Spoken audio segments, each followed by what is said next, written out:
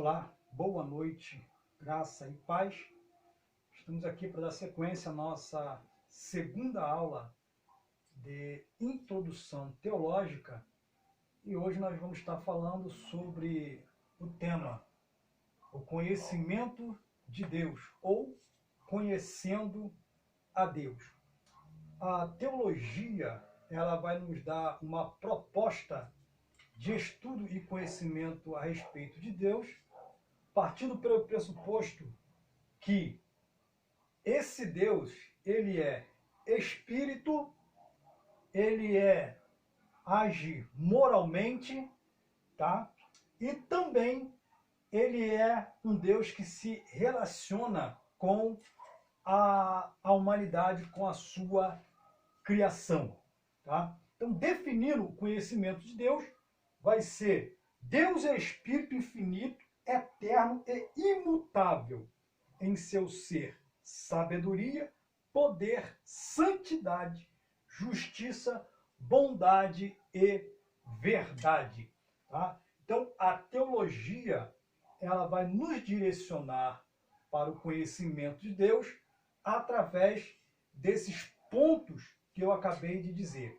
Sabendo que o homem, por si só, nunca teria o conhecimento de Deus.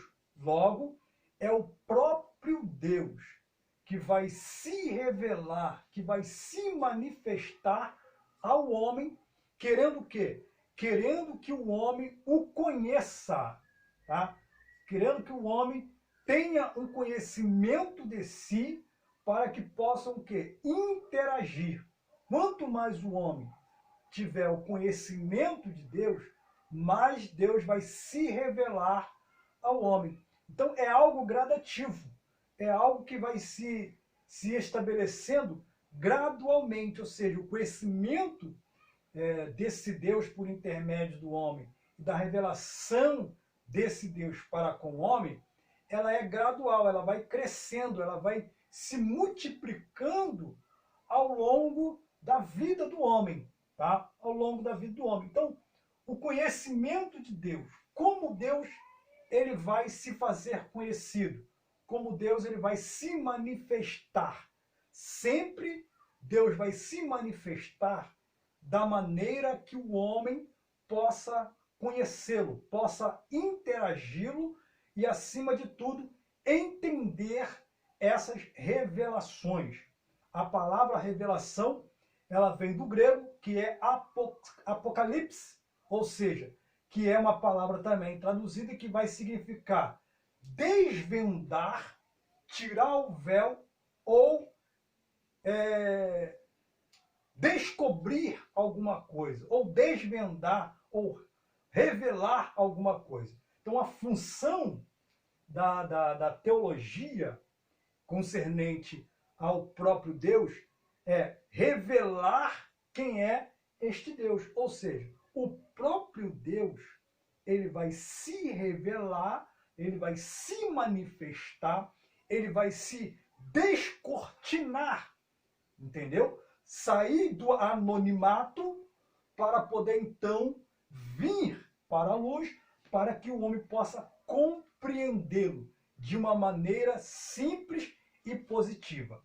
É por isso que Deus sempre vai usar os meios que o homem por si só já conhece naturalmente, tá? Que o homem já conhece naturalmente. Então, cada religião, cada povos, né? Cada povo que tem por aí espalhado no mundo todo, Deus vai se revelar de uma maneira para cada geração, para cada indivíduo, tá? Mas no modo geral, Deus ele sempre vai se manifestar por esse intermédio aqui, tá? Então, por onde Deus vai se manifestar, se revelar, tá? Se fazer conhecido?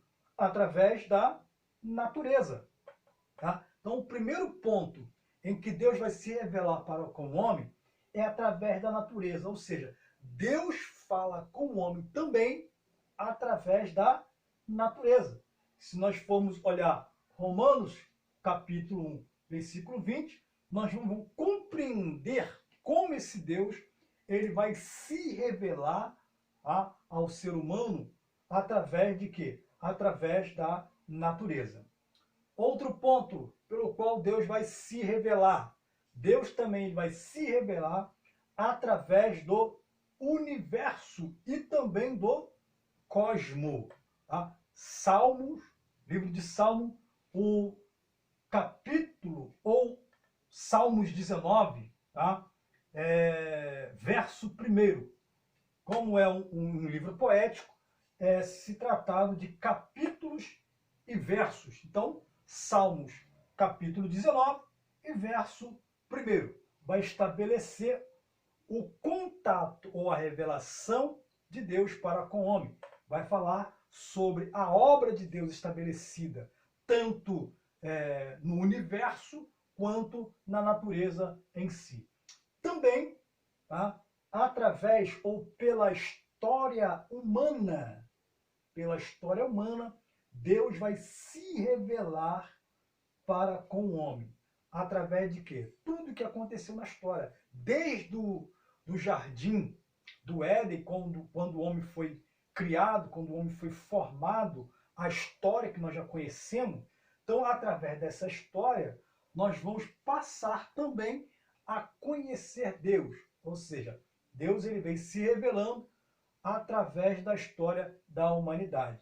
Tá? Então, quem foi o homem que escreveu, gente? Moisés. Tá? Moisés não estava lá. Deus, então, revelou a ele como tudo aconteceu. É por isso que, através da história da humanidade, nós vamos também conhecer um pouco mais de Deus.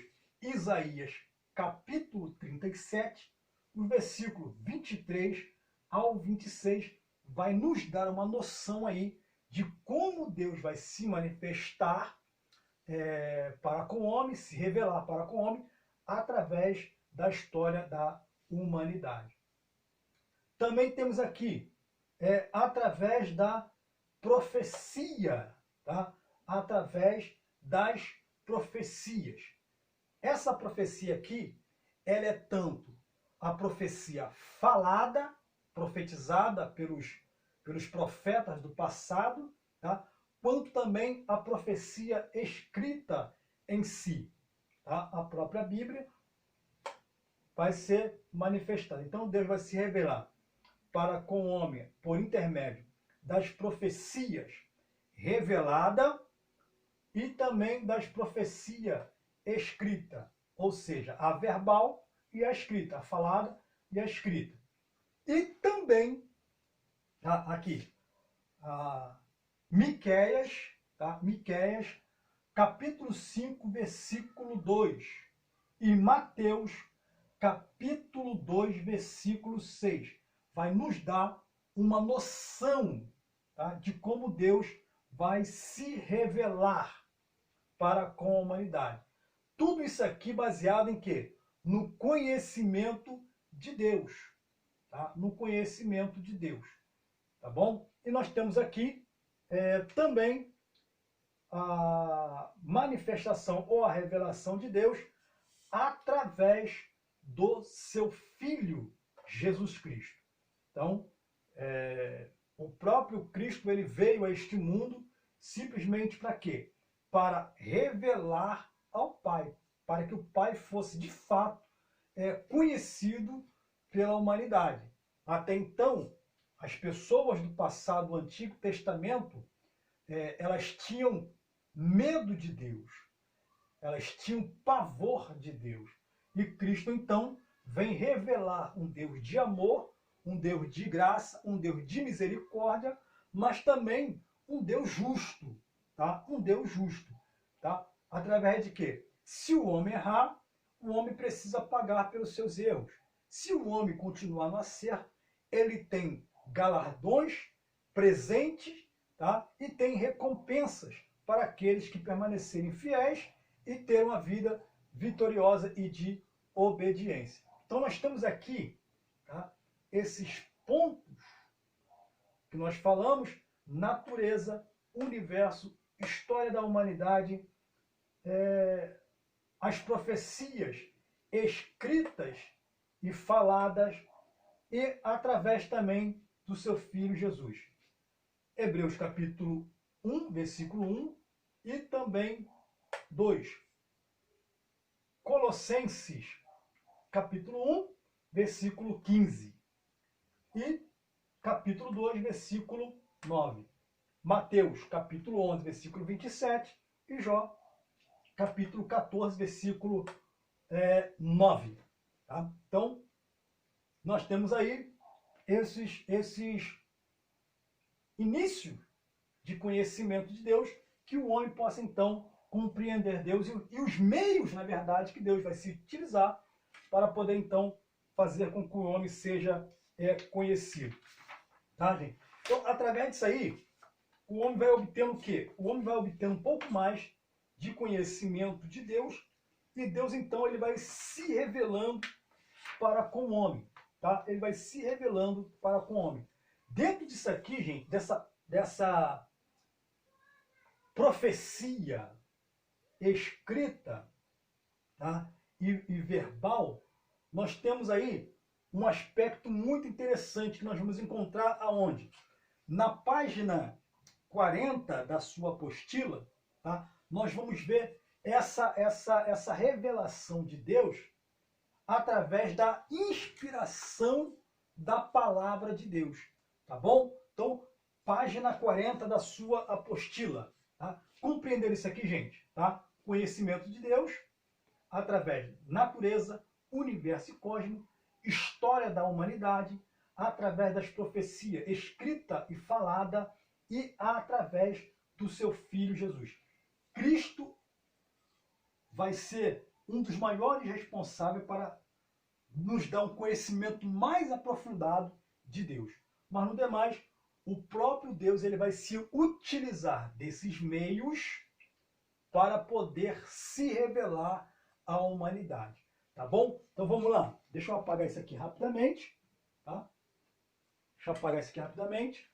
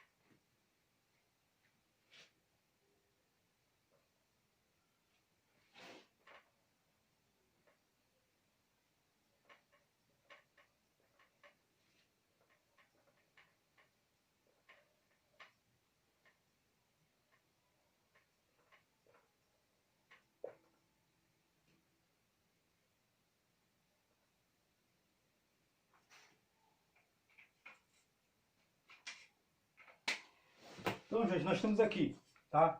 Baseado naquilo que eu falei anteriormente, da inspiração e da revelação da palavra de Deus, das profecias, na verdade, tanto ela escrita quanto verbal, nós chegamos aqui, tá? Na inspiração verbal e plena da Bíblia, tá? Inspiração verbal e plena da Bíblia. O que é isso aqui?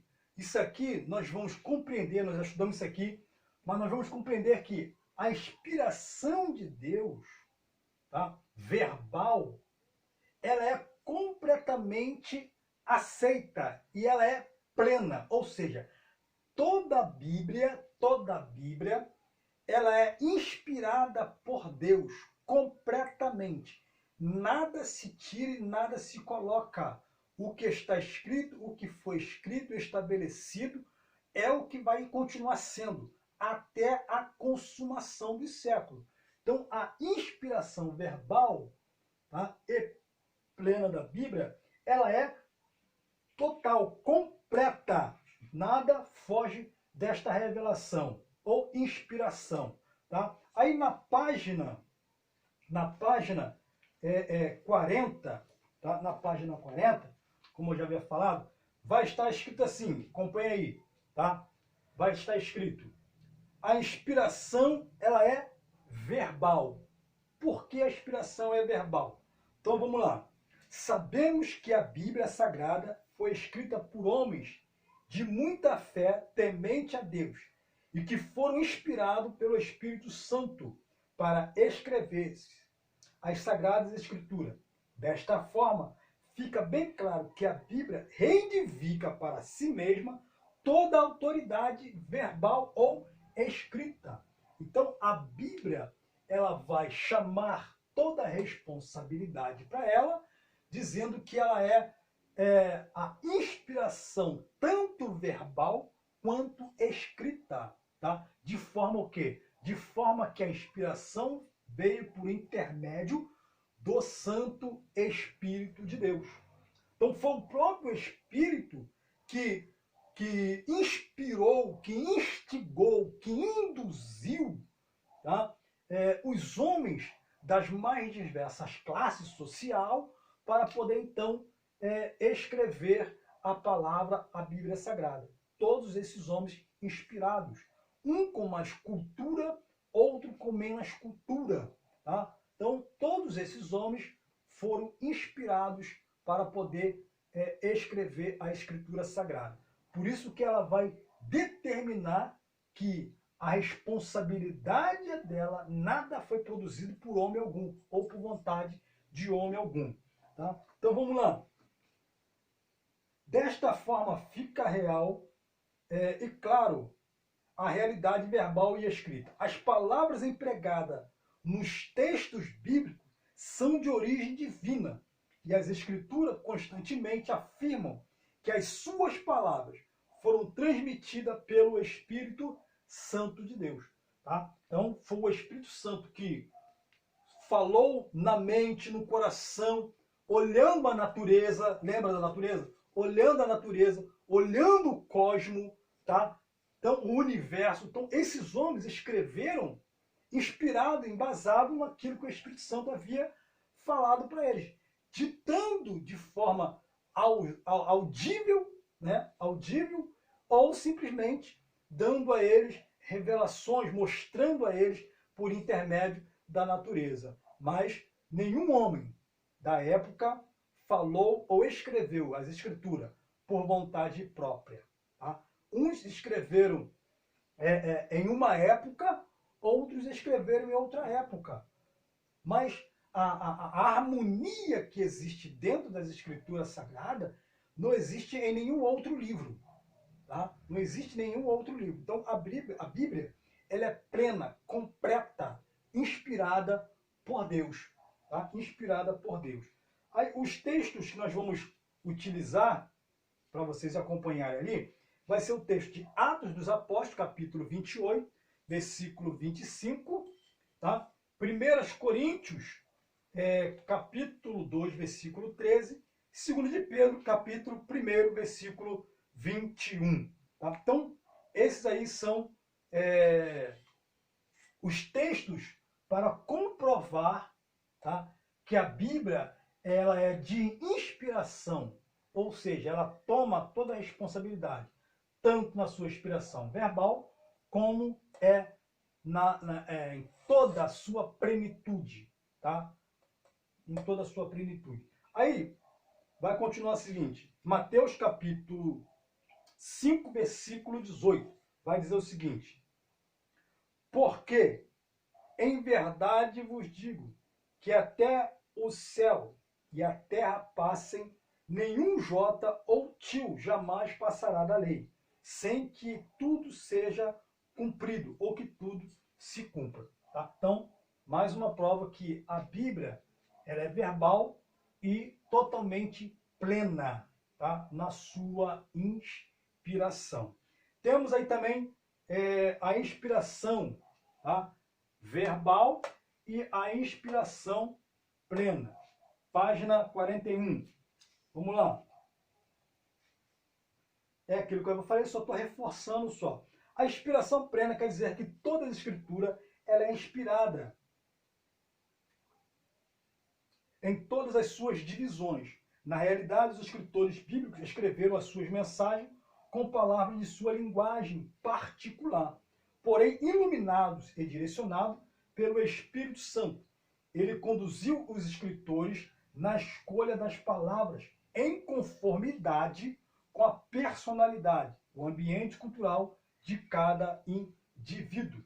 Mesmo contendo palavras humanas, a Bíblia ela é palavra de Deus. Ou seja, ao utilizar a inspiração verbal e plena da Bíblia, Deus vai usar esses homens, tá? Mas vai respeitar a cultura, vai respeitar as características particulares desses homens, tá? Então Deus não vai pegar, ele vai mudar esses homens para poder escrever.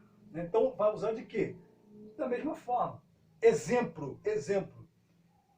São Paulo, geralmente, a Kombi, que nós chamamos aqui de Kombi, São Paulo, ela é chamada de perua, né? Então, se fosse um São Paulino, um paulista, que escrevesse algum texto da Bíblia, seria da seguinte forma: e então veio a perua de uma velocidade imensa e se chocou ao poste. Se fosse o carioca, né, seria o seguinte: então veio a Kombi com uma velocidade imensa e se chocou ao poste.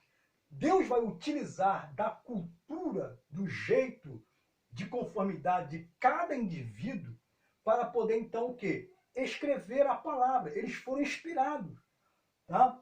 Só que o seu jeito, as suas características, elas vão continuar as mesmas, tá? Até que para que o povo da região, o povo da sua época, da sua cidade ou da sua nação, pudesse compreender o que estava sendo escrito e falado naquele momento. Então Deus não vai utilizar uma palavra totalmente diferenciada, a qual as pessoas daquela época não conheciam. Entendeu? Então é por isso que nós, quando pegamos a palavra de Deus, nós temos que analisar, pesquisar e saber o que estava sendo falado naquele momento, e para quem e o porquê estava sendo falado. Por quê? Cultura diferente. Então Deus vai utilizar de culturas, de homens de culturas diferentes para escrever a sua palavra. Homens que tinham faculdade da época e homens que apenas eram o quê? Eram alfabetizados. Tá? Alfabetizados. Eu já ouvi dizer que Pedro não tinha estudo nenhum, era sem instrução nenhuma. Não.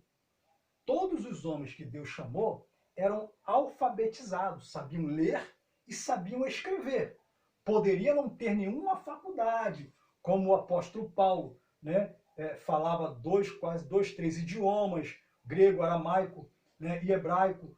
Então, tranquilo, mas de uma certa forma, todos os homens que foram inspirados para escrever as Santas Sagradas Escrituras eram homens que tinham, vamos botar hoje no nosso vocabulário, que tinham no mínimo aí o primeiro grau completo ou era alfabetizado, sabia ler e sabia escrever também, tá? Então, a Bíblia ela é inspirada plenamente, ela toma para si toda a responsabilidade das escrituras, tá? E também, 41 lá embaixo ainda vai dizer o seguinte: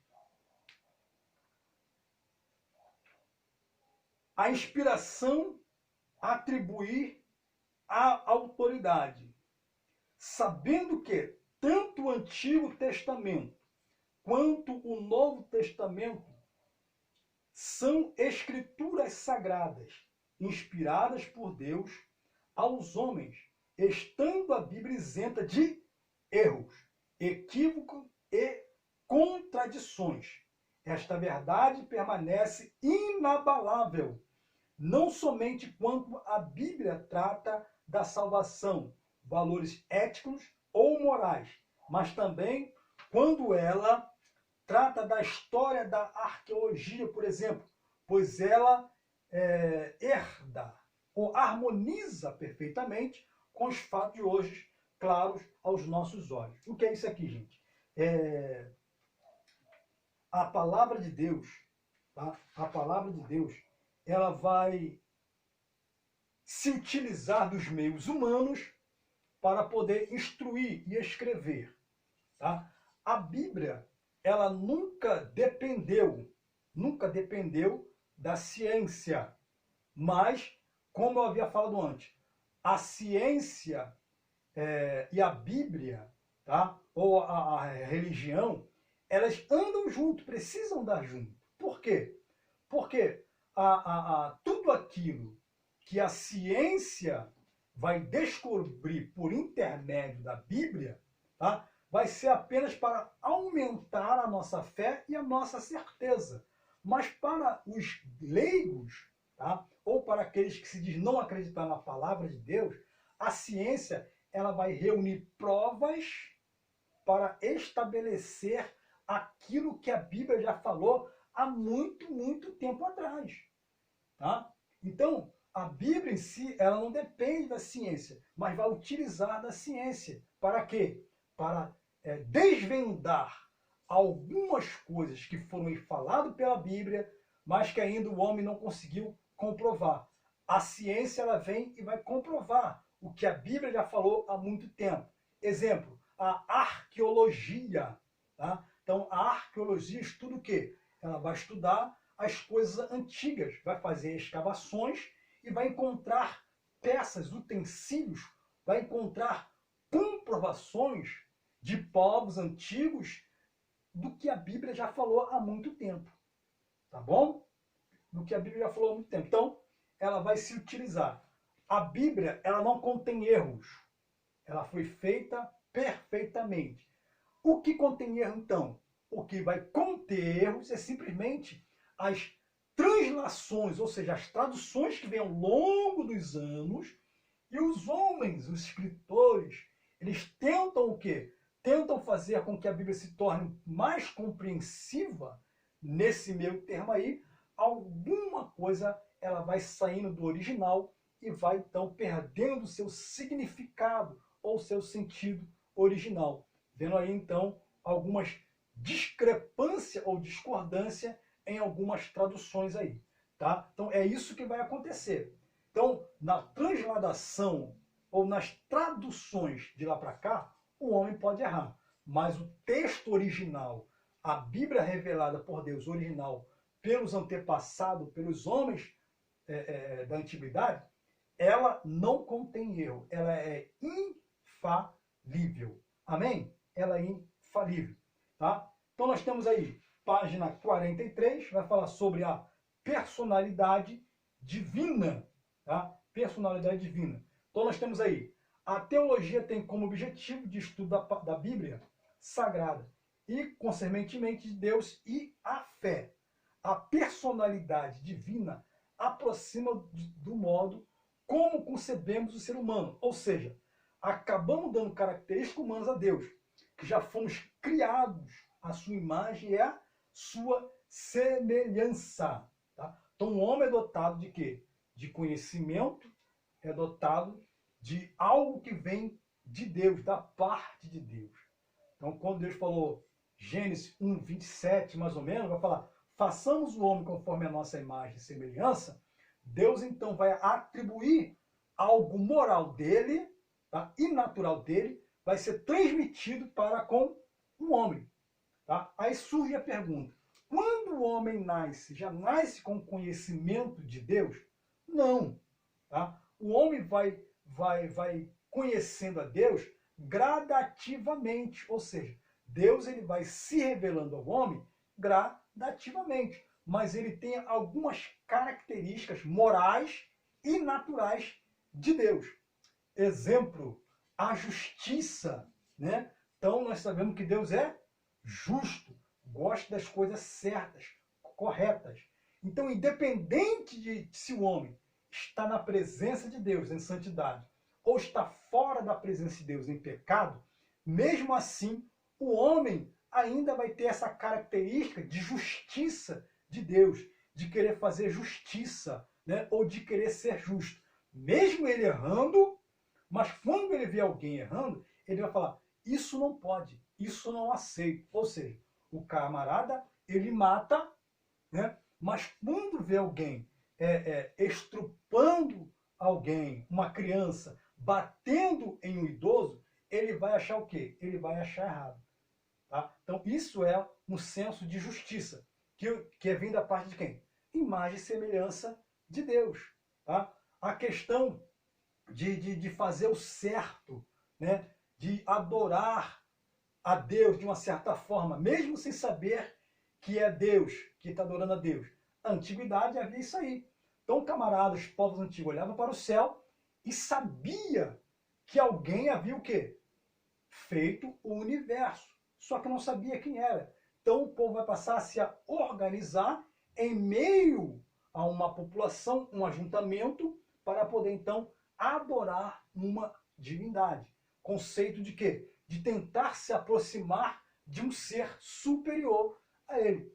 Tá? Então, isso aí é o quê? Uma característica de Deus. Tanto justiça quanto natural. Tá? Aí, nós temos aí também, na página,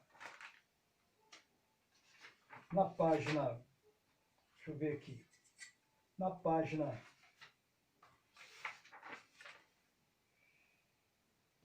48, tá? Página 48, vai falar sobre o efeito da causa e efeito. Ou seja, para que todo o universo fosse criado, existia ou deveria existir uma causa para que houvesse o quê?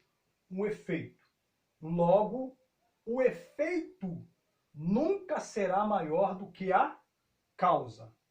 Tá bom? Então é isso que a lei ela vai dizer. A lei da biogênese, tá? E a lei da termodinâmica, ela vai dizer também. Então, página 48, ela vai dizer o seguinte, tá? Vamos lá. Segundo a lei da biogênese, uma vida só pode ser gerada de outra vida. Essa é a lei que os cientistas, tá, determinam. Então, uma vida só pode ser gerada por outra vida. Mesmo assim, existem alguns conceitos que não batem, tá, com essa lei da biogênese. Vamos lá. Quem não bate? Então, vamos lá.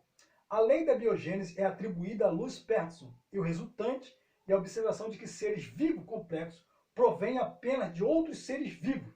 Ou seja, seres vivos não se formam diretamente a partir da matéria não viva. Esse princípio é resumido pela frase em latim omni vivo, ex vivo, que quer dizer toda vida vem da vida. Tá? Aí, nós vamos ter aqui duas questões. Os evolucionistas e os criacionistas. A igreja defende a criação. Logo, nós somos criacionistas. Tá? Nós cremos a partir da criação de um Deus todo-poderoso. Ou seja, Deus criou todas as coisas e governa todas as coisas. Tá? Os evolucionistas acreditam na teoria até do Big Bang, onde houve uma explosão e tudo aconteceu de forma o quê? Evolutiva. Isto não é verdade. Isto é fora totalmente do contexto. Então nós vamos analisar isso aqui em rápidas palavras. Tá? Então, página 48 vai dizer a lei da biogênese. Vida gera vida. O postulado evolucionista. Vamos ver o que os evolucionistas dizem. Tá? Os evolucionistas sobre a criação de vida. A matéria inanimada é ignorância inorgânica, pode produzir vida. Se até formas de vidas complexas. Errado. Tá? Enquanto houver a lei da biogênese, esse postulado evolucionista não pode ser sustentado, pois a vida animada, a vida em movimento, tá? Não pode surgir da matéria inanimada, ou seja, algo parado, algo inerte, algo morto. Então, os que os evolucionistas estão falando aqui é que a vida ela pode surgir de algo morto. tá? De algo que está parado. Errado. Errado. A lei da biogênese vai dizer que vida gera vida. Os evolucionistas vêm dizendo que a vida ela pode ser gerada por um produto inanimado, ou seja, sem movimento, morto. Errado. A teoria ou postulado dos criacionistas é o que nós defendemos. Vai dizer o seguinte: sobre a criação de vida dos criacionistas, um Deus vivo criou seres vivos. Então, essa é a tese que nós defendemos, tá? Que Deus criou todas as coisas, inclusive o ser humano e os animais, os peixes e as aves, e assim sucessivamente. Então, batendo com o quê? Batendo com a lei da biogênese. Algo vivo gera algo vivo. Nesse caso aqui, Deus é a causa primária. E o homem é o quê? O homem é o efeito desta causa. Ou seja, aquilo que Deus fez, tá? É o homem. Então, nós somos o efeito da causa primária, que é